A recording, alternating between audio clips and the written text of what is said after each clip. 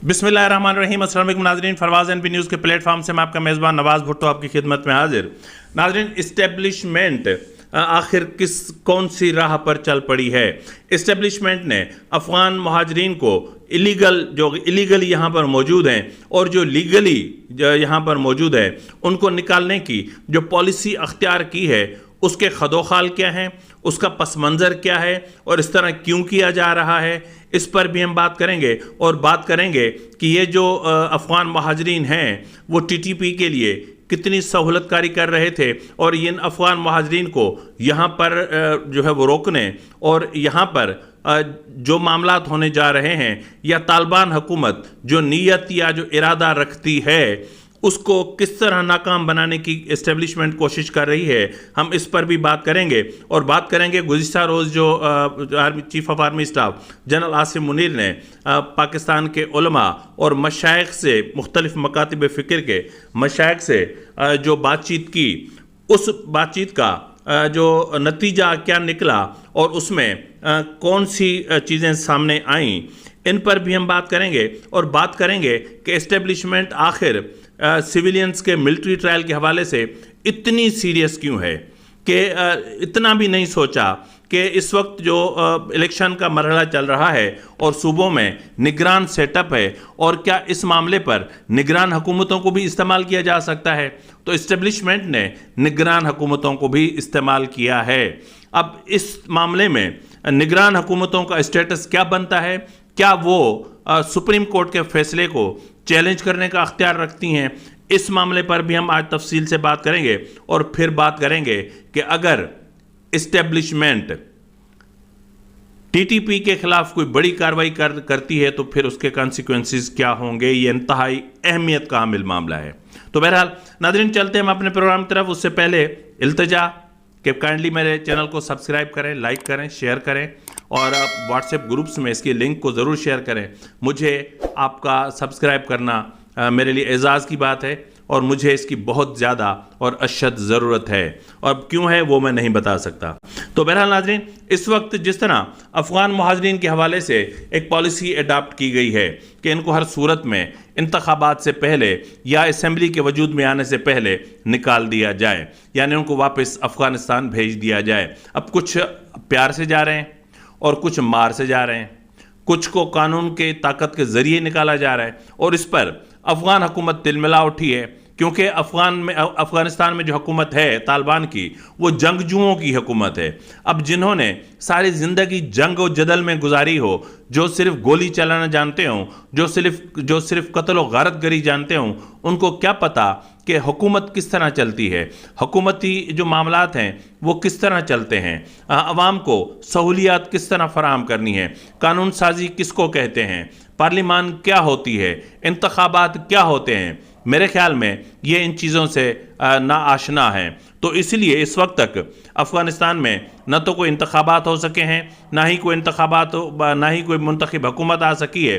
तो ऐसी सूरत हाल में इस वक्त जो एक केयर टेकर सेटअप है वो तिलमिला उठा है। वो पाकिस्तान को कभी संगीन नताइज की धमकियां देता है, कभी पाकिस्तान की क़यादत को गैर संजीदा क़यादत कहता है, कभी उनके लिए नाज़ेबा कलमात इस्तेमाल करते हैं, कभी टीटीपी की फेवर में उनके वज़रा अंधे हो जाते हैं और इस हद तक अंधे हो जाते हैं कि इंतहाई संगीन बयानात देने से भी बाज नहीं आते। माफ़ कीजिएगा नाज़रीन, एहतराम आज़ान में मुझे प्रोग्राम की जो रिकॉर्डिंग को रोकना पड़ा। तो नाज़रीन, जिस तरह बात कर रहे थे कि आखिर क्या है, तो हकीकत ये है कि इस वक्त हमारी जो इस्टेब्लिशमेंट है वो टीटीपी और दहशतगर्द अनासिर के ख़िलाफ़ बहुत बड़े क्रैकडाउन का फ़ैसला कर चुकी है, बहुत बड़े ऑपरेशन का फ़ैसला कर चुकी है। ताहम इस बार ये जो पॉलिसी अख्तियार की गई है या जिस तरह के इक़दाम किए जा रहे हैं, इस्टेब्लिशमेंट चाहती है कि पहले उन जो दहशतगर्द ऑर्गेनाइजेशंस हैं यहाँ पर, बिलखुसूस टीटीपी, उनकी सहूलतकारी ख़त्म की जाए। यहाँ जो लोकल उनके हैंडलर्स हैं या लोकल जो इनकी जहाँ पनाहगाहें हैं, जो लोकल इनको असलहा फराहम करने वाले हैं, उनसे ज़रा इनको तहफ़्फ़ुज़ फराहम किया जाए, यानी उनको पहले निकाला जाए। अगर वो निकल जाएंगे तो यहाँ लोकल सहूलतकारी उनकी ख़त्म हो जाएगी, तो उसके बाद इनसे निमटना बहुत आसान हो जाएगा। तो इसी नीयत से चीफ ऑफ आर्मी स्टाफ ने मुल्क के जो उलमा हैं, मशाइख हैं, ان کو مدعو کیا اور جی ایچ کیو میں اور بہت اچھی بیٹھک ہوئی, بہت لمبی بیٹھک ہوئی. چیف آف آرمی اسٹاف نے اس آپریشن کے حوالے سے, ٹی ٹی پی کے حوالے سے, فرقہ واریت کے حوالے سے اور مطلب جو اپنا خطاب کیا اس میں تمام علماء کو تفصیل سے بات کی, سنا بھی اور سنایا بھی. اب اس دوران جو آئی ایس پی آر کی طرف سے اعلامیہ جاری ہوا ہے اس میں جو ہے وہ اپنا chief of army staff general Syed Asim Munir نے کہا ہے کہ اس بیٹھک کے دوران علماء کرام و مشائخ نے متفقہ طور پر انتہا پسندی, دہشت گردی اور فرقہ واریت کی مذمت کی. علماء کرام و مشائخ کا ملک میں رواداری, امن اور استحکام لانے کے لیے ریاستی اور سیکیورٹی فورسز کی انتھک کوششوں کے لیے اپنی بھرپور حمایت جاری رکھنے کا عزم کیا. اسلام امن اور ہم آہنگی کا مذہب ہے اور بعض عناصر کی طرف سے مذہب کو مسخ شدہ تشریحات صرف ان کی ذاتی مفادات کے لیے ہیں جس کا اسلامی تعلیمات سے کوئی تعلق نہیں ہے. یہ علماء کرام کا کہنا ہے. اب چیف آف آرمی چیف نے انتہا پسندوں اور دہشت گردوں کے ذریعے پھیلائے جانے والے گمراہ کن پروپیگنڈے کے خاتمے کے لیے مذہبی علماء سے فتویٰ یعنی پیغام پاکستان کو سراہا. آرمی چیف نے علماء و مشائخ سے گمراہ کن پروپیگنڈے کی تشہیر اور اس کی تدارک اور اندرونی اختلافات کو دور کرنے پر زور دیا. آرمی چیف نے فکری اور تکنیکی علوم کے ساتھ قرآن اور سنت کی تفہیم اور کردار سازی کے لیے نوجوانوں کو راغب کرنے میں علماء کرام کے کردار کی نشاندہی بھی کی.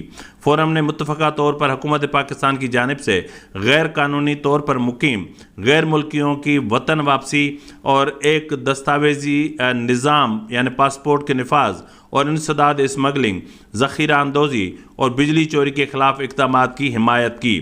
فورم نے افغان سرزمین سے پیدا ہونے والی, یہ ہے ناظرین وہ اہم نقطہ, کہ فورم نے افغان سرزمین سے پیدا ہونے والی دہشت گردی پر پاکستان کے موقف اور تحفظات کی مکمل حمایت کی.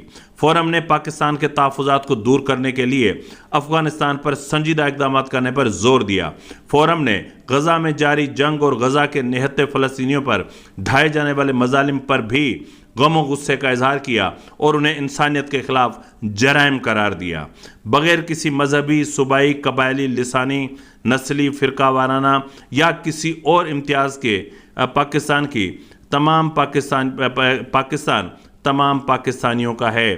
یہ کہا جی آرمی چیف صاحب نے. آرمی چیف نے مزید کہا کہ ریاست کے علاوہ کسی بھی ادارے یا گروہ کی طرف سے طاقت کا استعمال اور مسلح کارروائی ناقابل قبول ہے. ناظرین, جنرل عاصم منیر صاحب نے یہ جو باتیں کیں یہ صرف باتیں نہیں کیں, ان چیزوں کو قرآن پاک کی آیات سے تشریح, ان کی آیات ترجمے اور تشریح کے ساتھ ان کو بتایا کہ state with in state, state upper state نہیں ہو سکتی, یعنی ریاست کے اوپر بھی کوئی ریاست نہیں ہو سکتی اور ریاست کے اندر بھی کوئی ریاست نہیں ہو سکتی. اگر ریاست کے اندر کوئی طاقت کا استعمال کرتا ہے تو وہ غیر شرعی اور غیر آئینی, غیر قانونی ہے.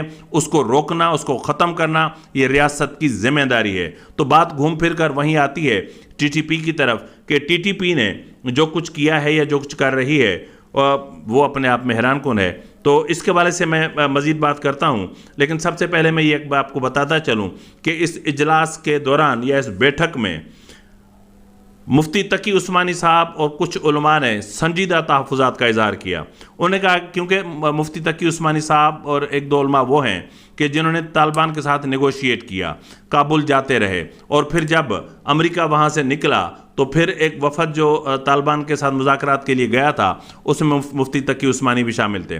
تو ان کا کہنا تھا کہ جی مسئلہ یہ ہے کہ جو ماضی کی پالیسیاں تھیں, اب ظاہر ہے کہ ان پالیسیوں کے پیش نظر اس وقت جو کچھ ہو رہا ہے وہ اس کا رد عمل ہے. یعنی مطلب اگر ماضی میں اگر جنرل باجوہ اور عمران خان کے دور میں کوئی غلط پالیسیاں بنی تو پھر ان کی روک تھام کے لیے آپ نے کیا اقدامات کیے؟ مفتی صاحب میں آپ سے پوچھتا ہوں, جب وہ مذہب کی غلط تشریح کر رہے تھے, جب دہشت گردوں کو لا کر یہاں بسا رہے تھے, تب آپ نے ان کو روکنے کے لیے کیا اقدامات کیے؟ آپ تو ان کا سہارا بنے ہوئے تھے. تو بہرحال اس پر جو ہے وہ آرمی چیف نے کہا کہ اب عمل اور رد عمل کی بات نہیں ہوگی, ماضی کی پالیسی سے ہمارا کوئی تعلق نہیں ہے, ماضی میں جس نے جو کچھ کیا وہ جانے, ان کا کام جانے. جو ملک میں گھس کر حملہ کریں گے ہم ان کا بھرپور اور پوری قوت سے جواب دیں گے، ان کو مسخ کر کے رکھ دیں گے۔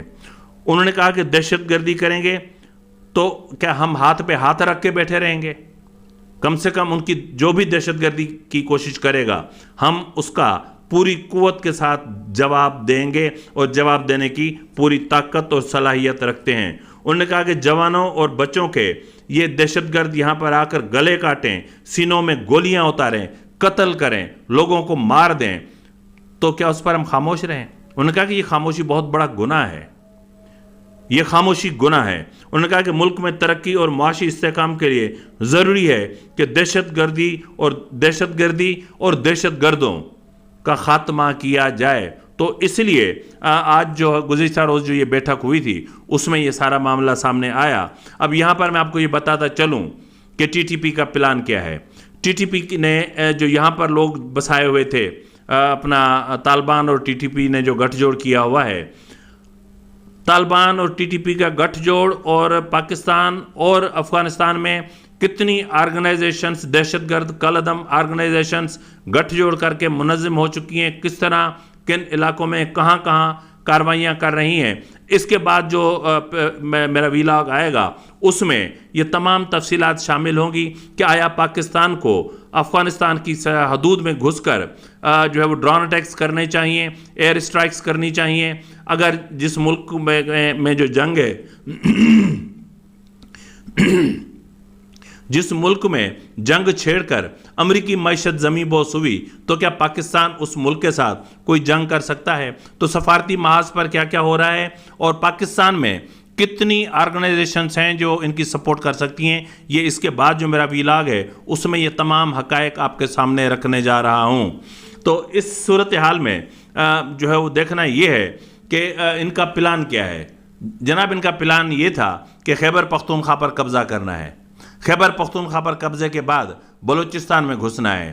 وہاں پہ آپ کو پتہ ہے کہ بی ایل اے اور B L F, A L F, پتہ نہیں کتنی کلعدم ٹیررسٹ آرگنائزیشنز ہیں جن کو را سپورٹ کر رہا ہے، جن کو موساد سپورٹ کر رہا ہے، جن کو سی آئی اے سپورٹ کر رہا ہے، جس کا بنیادی مقصد یہ ہے کہ افغانستان کو سمندر تک پھیلا دیا جائے۔